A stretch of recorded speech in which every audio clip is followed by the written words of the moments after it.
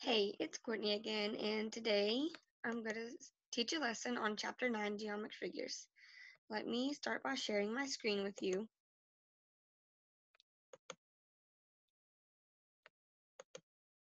Okay, screen sharing, share. Okay, and let me enlarge my PowerPoint.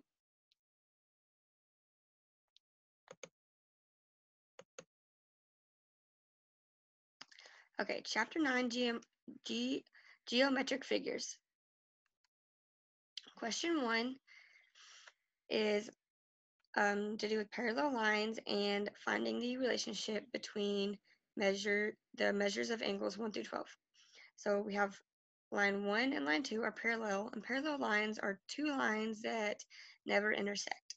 So you can see here that we have a triangle, and they have given us the measurement of angle B, 61, and angle A, 63.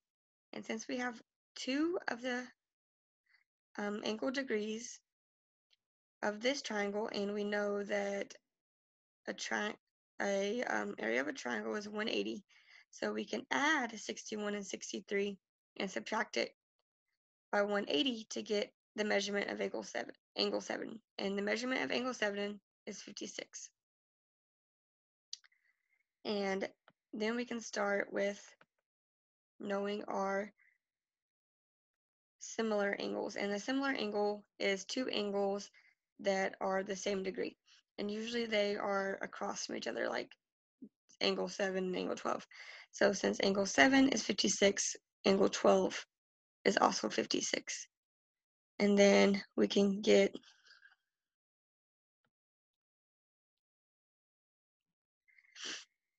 angle 11 because they are supplementary angles. And supplementary angles mean that two angles are added together to get 180.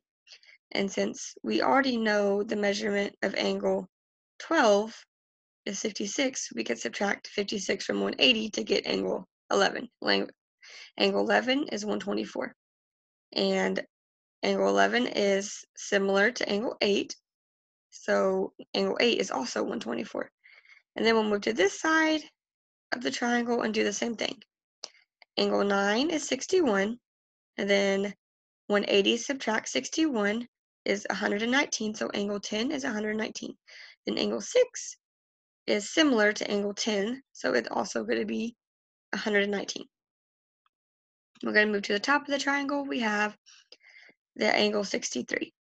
Angle 2 is similar to angle 6, or to the degree measurement of this angle of the triangle, 63, so angle 2 is also 63. And this is a little different because we don't have any supplementary angles on the top.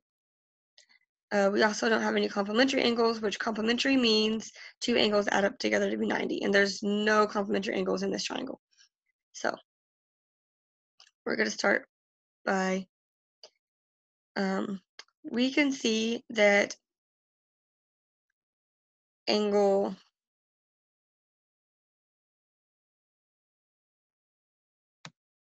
sorry, my mouse is going away, but angle 1 and angle 5 are similar, and angle 9, 3, and 4 are similar.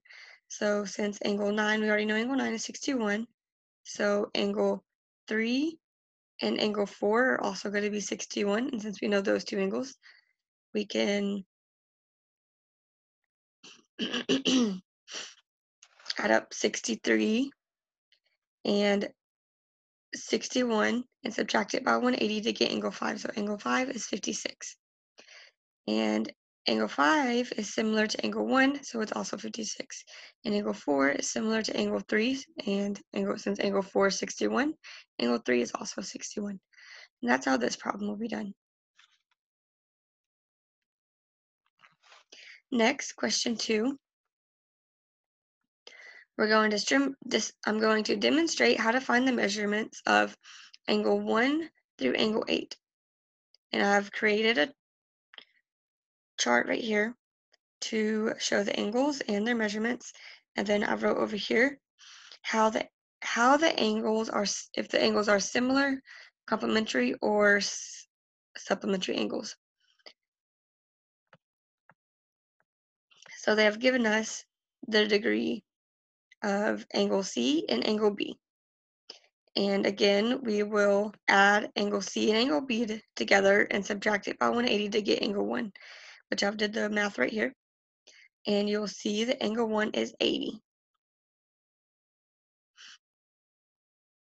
Angles 1, 3, and 8 are all similar.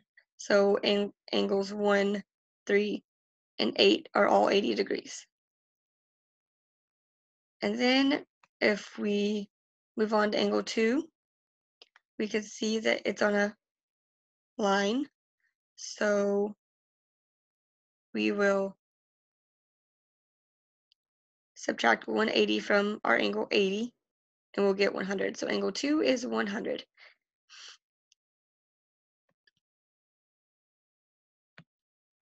Angle 2 is similar to angle 7, so angle 7 is also 100.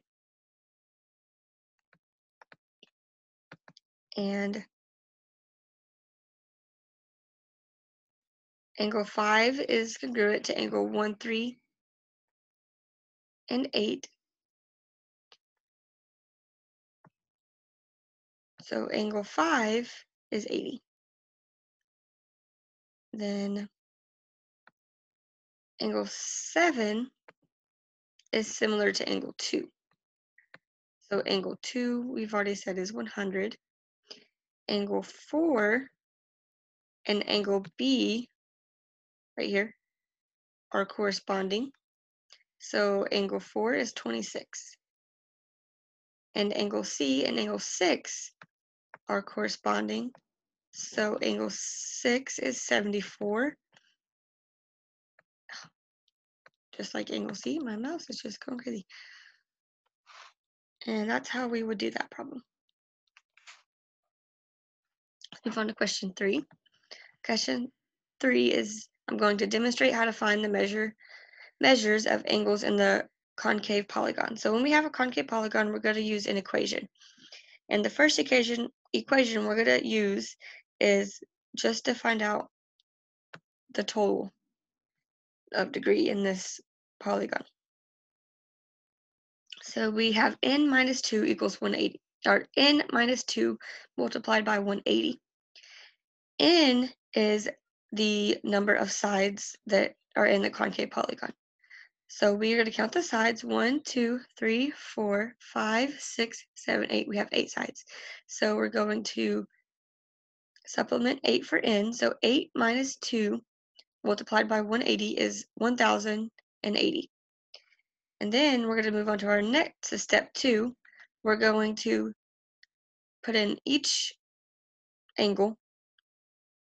We have 3y, 7y, plus 7y, plus 7y, plus 3y, plus 12y, plus 12y, plus 3y equals 180. And we're going to add up all the, and it's going to be 54y equals 1080. And then we're going to divide 54 by 1080, and we're going to get y equals to 20. So in this step 2, we're just trying to figure out what y is equal to. So we can supplement or substitute 20 for y. So we're going to start with our 3y to figure out what degree 3y is. We're going to multiply 3 by 20 to get 60. So each of these 3y, these two angles, are both going to be 60 degrees. And then we're going to move on to our 7y's. And we're going to substitute y for 20, and we're going to get 140. So each one of these angles are 140. And then, oops, I actually messed up right here. So we're going to substitute for 12y, we're going to 12y times 20. Let me bring up my calculator actually, since I just noticed I did that wrong.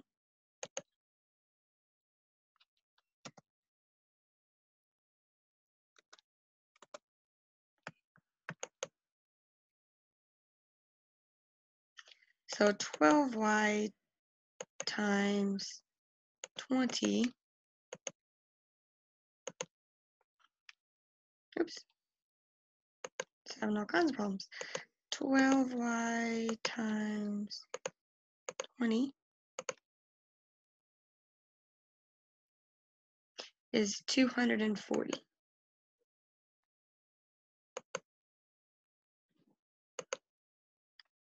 So 12y, these two angles are going to be 240. And you can see, kind of tell that these are acute angles, these two. And these are bigger angles. And then you could tell that these angles are more obtuse. So yeah, they're going to be a bigger degree. That's how you would do that one. Let's move on to question 4.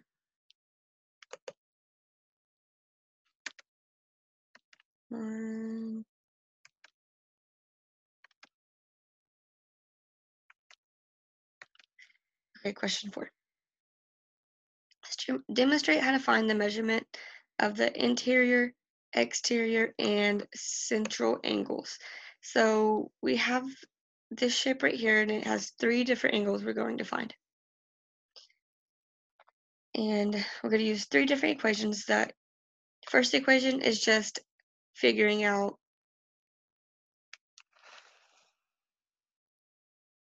so we have the interior angle equation, the exterior angle equation, and the central angle equation. And you can see that the interior angle equation and the central angle equation is the same. So just a 2-step process. And first we have the interior. So it's going to be the number of sides minus 2 multiplied by 180 into the number of sides. And 9 minus 2 times 180 divided by 9 is 140. So this interior angle is going to be 140. And then the exterior angle is, the equation is 360 divided by the number of sides. 360 divided by 9 is 40. So this exterior angle is 40. And the same thing for the central angle is also 40. So that's kind of an easy. Next, we're going to construct 3 of the faces of the tetrahedron. And right here I've created a cube. I have put the 3 faces, and I use dotted lines to construct the back of the cube. And over here you can see where the tetrahedron is the subset of the faces of the cube. So I've drawn the cube again, and in purple right here how I've connected D, E, G, and H. You can see the solid lines and the dotted lines are purple, and that is the tetrahedron. And they are all similar, and none of them, you can see none of them touch the faces over here. It just goes from point D to E and to H. And that's how you would do that. And this is my last question. It is to draw and explain a tetrahedron, which is, this one was one of the easier ones to draw. You have a triangle and it's just 3 faces. So I've divided the triangle into 3 faces. Octahedron is 7 faces. I have a triangle, and you can see that I've divided it into 1, 2, 3, 4, 5, 6, 7 faces. And this right here is actually supposed to be connecting. I couldn't get it perfect, but this would actually be connecting. There wouldn't be any open space. And then this one was a little bit more difficult for me. I really tried my best, but isosahedron is 20 faces. And you could see that there are 20 faces, and if I rotated this triangle, they would still be the same. So 1, 2, 3, 4, 5, 6, 7, 8, 9, 10, 11, 12, 13, 14, 15, 16, 17, 18, 19, 20. So there's 20 faces in this one triangle. And that's it. Thank you.